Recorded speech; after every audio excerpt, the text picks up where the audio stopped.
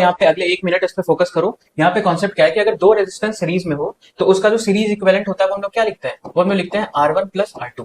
और वही दो रेजिस्टेंस अगर पैरेलल में हो, मतलब एक सेम पॉइंट्स के बीच में R1 भी कनेक्टेड और R2 भी कनेक्टेड हो, तो पैरेलल इसका क्या होता है, तो दोनों को मल्टीप्लाई करते हैं, मतलब R1 इंटू R2, और डिवाइड करते हैं दोनों को जोड़ के, that is R1 plus R2। So this is equivalent of parallel, this is equivalent of series. तो अगर इस कॉन्सेप्ट को लगा के मैं आपके सामने क्वेश्चन सॉल्व करूं कि इसका इक्विवेलेंट अपने को बताना है, इस पॉइंट को A मानूं, इस पॉइंट को B मानूं, तो what is the R equivalent between A and B। अब देखो ये अपने को क्या दिख रहा है, ये पैरेलल में दिख रहा है, तो पैरेलल में मैं आपको क्या बताया, पहले मल्टीप्लाई करो, तो 12 इंटू 6 डिवाइडेड बाई ऐड करेंगे तो 12 प्लस 6, तो ये कितना हो जाएगा, इसको आप सॉल्व करो तो ये आ जाएगा 4 ओम। अब यहाँ पे जो 4 आया और जो 6 आया, दे आर इन सीरीज, तो 6 प्लस 4 का 10 आ जाएगा। इसका मतलब इस पूरे इक्विवेलेंट ऊपर जो है वो 10 ओम है।